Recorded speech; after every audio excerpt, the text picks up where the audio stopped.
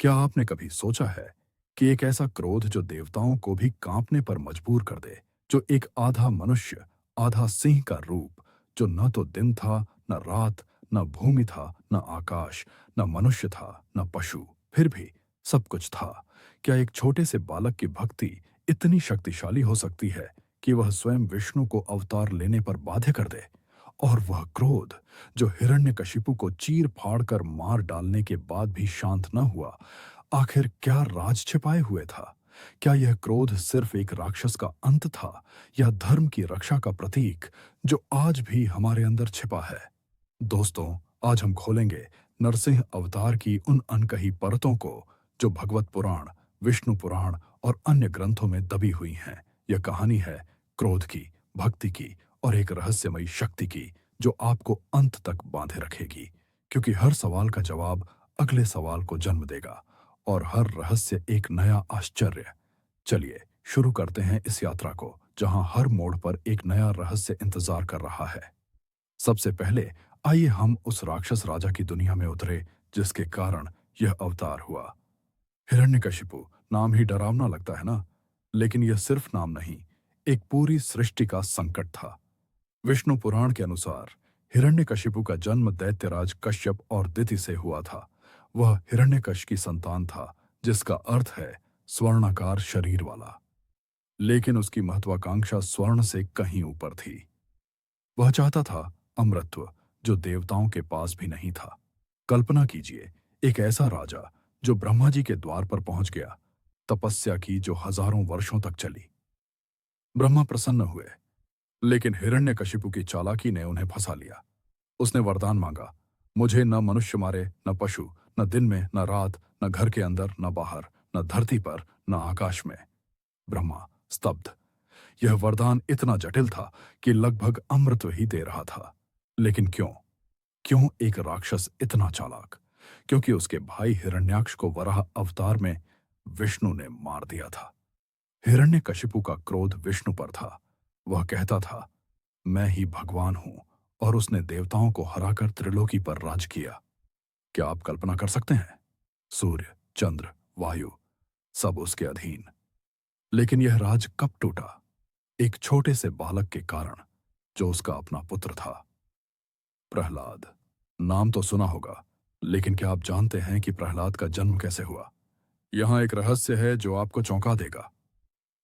हिरण्यकशिपु की पत्नी कयाधु थीं, जो एक गंधर्व कन्या थीं, लेकिन प्रहलाद का गर्भ में ही विष्णु भक्ति का बीज पड़ गया। विष्णु पुराण बताता है कि जब हिरण्यकशिपु युद्ध से लौटे, तो उनकी पत्नी गर्भवती थी। उन्होंने कहा, यह बच्चा राक्षस कुल का हो। लेकिन नारद मुनि ने कयाधु को विष्णु भक्ति सिखाई। गर्भ में ही प्रहलाद विष्णु का नाम जपने लगा। जन्म के बाद हिरण्यकशिपु ने पुत्र को अपने गुरु शुक्राचार्य के पास भेजा, ताकि वह दैत्य विद्या सीखे। लेकिन प्रहलाद ने कहा, पिताजी, सच्ची विद्या तो विष्णु भक्ति है। हिरण्यकशिपु का चेहरा लाल हो गया। वह चिल्लाया, तू विष्णु को क्यों पुकारता है? वह तो मेरा शत्रु है। लेकिन प्रहलाद अविचलित। यहाँ एक अनकही बात। भगवत पुराण के 7वें स्कंद में वर्णित है कि प्रहलाद ने जन्म से ही 26 गुण विकसित कर लिए थे। शांति, संतोष, भक्ति। वह बालक था, लेकिन अर्श समान। हिरण्यकशिपु ने सोचा, इसे सुधार लूं, लेकिन हर प्रयास विफल। अब सवाल यह है, प्रहलाद की भक्ति इतनी गहरी क्यों थी? क्या यह सिर्फ जन्मजात था, या कोई दिव्य योजना? अगले भाग में हम देखेंगे कैसे हिरण्यकशिपु ने प्रहलाद को मारने के 18 प्रयास किए, और हर बार विष्णु ने चमत्कार दिखाया। यह चमत्कार आपको सोचने पर मजबूर कर देंगे। क्या भगवान हर जगह हैं? सचमुच? चलिए अब उस क्रूरता की दुनिया में प्रवेश करते हैं, जहां एक पिता अपने पुत्र को मारने पर तुला था। विष्णु पुराण के अनुसार हिरण्यकशिपु ने सबसे पहले प्रहलाद को विष देकर मारने की कोशिश की, लेकिन विष प्रहलाद के शरीर में पहुंचते ही अमृत बन गया। प्रहलाद हंस पड़ा, पिताजी, विष्णु तो हर कण में हैं। हिरण्यकशिपु का क्रोध भड़का। अगला प्रयास, सर्प भेजना। जहरीले सांप प्रहलाद के गले तक पहुंचे, लेकिन विष्णु के नाम से शांत हो गए। क्या आप विश्वास करेंगे? सांप प्रहलाद के गले में हार की माला बन गए। तीसरा, आग में झोंकना। होलिका, हिरण्यकशिपु की बहन, को वरदान था कि आग उसे न जलाए। लेकिन प्रहलाद को गोद में लेकर होलिका आग में बैठी तो होलिका जल गई और प्रहलाद सुरक्षित निकले। यह होली का मूल रहस्य है, बुराई का नाश। लेकिन रुकिए, यह तो शुरुआत है। चौथा प्रयास, चट्टान के नीचे कुचलना। चट्टान टूट गई। पांचवा, हाथी के पैरों तले लादना। हाथी प्रहलाद को देखकर झुक गया। छठा, भूत प्रेत भेजना। प्रेत प्रहलाद के चरणों में लेट गए। सातवां, 11वां, जादू से बांधना। बंधन टूट गए। 12वां, भूखा मारना। प्रहलाद को भगवान ने भोजन पहुंचा दिया। 13वां, जंगल में 18वां, सबसे क्रूर, प्रहलाद को गर्म तेल के कड़ाह में डालना। लेकिन तेल ठंडा हो गया। हर बार प्रहलाद ने कहा, विष्णु सर्वव्यापी हैं। हिरण्यकशिपु पागल हो गया। यह 18 चमत्कार विष्णु पुराण में विस्तार से है। हर एक एक सबक कि भक्ति अटल हो तो कोई शक्ति नष्ट नहीं कर सकती।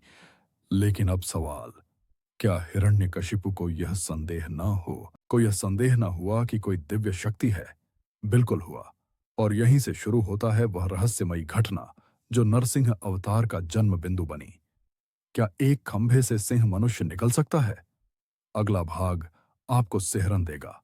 कल्पना कीजिए, हिरण्यकशिपु का दरबार, चारों ओर सोने चांदी, लेकिन हवा में तनाव। प्रहलाद को बुलाया गया। हिरण्यकशिपु गरजा, बता, तेरा विष्णु कहाँ है? यहां तो खंभे हैं, दीवारें हैं। प्रहलाद मुस्कुराया, पिताजी, विष्णु तो हर जगह हैं, इस खंभे में भी। हिरण्यकशिपु हंसा, झूठा, देख मैं तोड़ता हूं। उसने खंभे पर प्रहार किया। तभी धरती कांपी। एक गरज सुनाई दी, सिंह की नहीं बल्कि सृष्टि की। भगवत पुराण के 7वें स्कंध 8वें अध्याय में वर्णित है, खंभे से एक उग्र रूप प्रकट हुआ। न तो पूर्ण मनुष्य न पूर्ण सिंह, आधा आधा।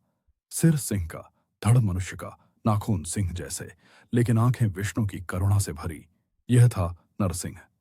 नर मनुष्य, सिंह शेर। समय, संध्या का, न दिन न रात। स्थान, द्वार पर, न अंदर न बाहर। हिरण्यकशिपु स्तब्ध। नरसिंह ने प्रहलाद को गोद में उठाया, हिरण्यकशिपु को अपनी जांघ पर बिठाया। न धरती न आकाश। फिर वह क्रोध। नरसिंह ने हिरण्यकशिपु की छाती चीर दी, आंतें निकाल लीं, रक्त की धाराएं बहने लगीं। लेकिन यह मारकाट क्यों इतनी उग्र? क्या सिर्फ राक्षस का अंत था? नहीं दोस्तों, यहां एक अनकही सच्चाई है।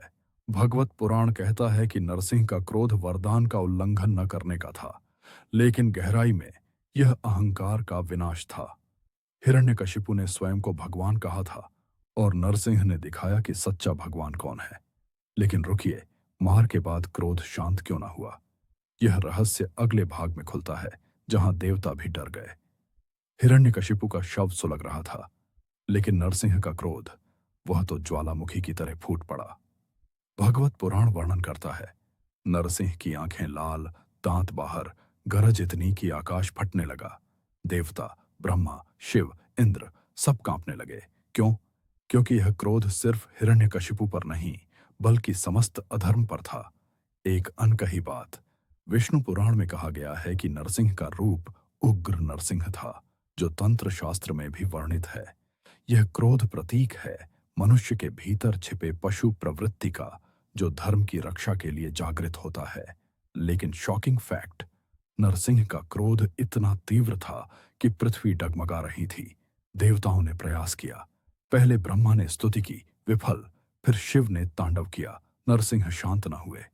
लक्ष्मी जी आईं, क्रोध कम न हुआ। नारद मुनि गाए, कोई असर नहीं।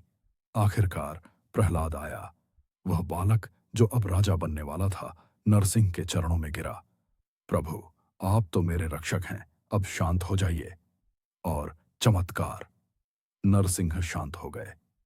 प्रहलाद ने उन्हें लक्ष्मी नरसिंह रूप दिया। यहां एक गहरा रहस्य, भगवत पुराण कहता है कि प्रहलाद की भक्ति ने क्रोध को करुणा में बदल दिया। क्यों? क्योंकि क्रोध भक्ति के सामने पराजित होता है। लेकिन क्या आप जानते हैं कि इस क्रोध का प्रतीकवाद क्या है? हिंदू दर्शन में नरसिंह का क्रोध धर्म संकट का समाधान है। जब नियम टूटते हैं तो भगवान नियम तोड़ते हैं। कल्पना कीजिए, आज के समय में अन्याय के खिलाफ यह क्रोध हमारे अंदर क्यों ना जागे। लेकिन रुकिए, कहानी यहीं खत्म नहीं होती। प्रहलाद का राज्य, आशीर्वाद और नरसिंह के अन्य रूप, ये सब अगले भाग में। यह जानकर आप आश्चर्यचकित हो जाएंगे कि नरसिंह सिर्फ एक अवतार नहीं, बल्कि एक जीवंत शक्ति है। प्रहलाद को सिंहासन पर बिठाया गया। नरसिंह ने आशीर्वाद दिया, तू अमर हो, धर्म का पालन कर। प्रहलाद ने राज्य को न्यायपूर्ण बनाया। लेकिन एक अनकही सच्चाई भगवत पुराण में वर्णित है कि प्रहलाद ने नरसिंह को ही अपना गुरु माना। वह रोज उग्र रूप की पूजा करते और हिरण्यकशिपु की मृत्यु के बाद राक्षस दल बिखर गए, देवता लौटे। लेकिन नरसिंह का क्रोध एक सबक था कि भगवान की शक्ति अनंत है, लेकिन भक्ति ही उसे नियंत्रित करती है। अब बात करते हैं प्रतीकवाद की। हिंदू शास्त्रों में नरसिंह का आधा मनुष्य आधा सिंह रूप अहंकार और पशुता के संतुलन का प्रतीक है। सिंह की शक्ति अधर्म को नष्ट करती है, मनुष्य का हृदय करुणा दिखाता है। एक लेसर नोन फैक्ट, ब्रह्मांड पुराण में एक अन्य कथा है जहां नरसिंह प्रहलाद के बिना प्रकट होते हैं, एक राक्षस को हराने के लिए। यह दिखाता है कि अवतार की आवश्यकता काल के अनुसार बदलती है। लेकिन शॉकिंग एस्पेक्ट, नरसिंह का क्रोध योग शास्त्र में कुंडलिनी जागरण से जोड़ा जाता है। भीतर का सिंह जागृत हो तो अज्ञान नष्ट। आज के युवाओं के लिए यह क्रोध अन्याय के खिलाफ खड़े होने का संदेश है। मध्यम आयु वालों के लिए परिवार में भक्ति का संरक्षण, बुजुर्गों के लिए जीवन के अंत में शांति का रहस्य। लेकिन यह प्रतीकवाद कहाँ जीवंत है? मंदिरों में। आइए यात्रा करें उन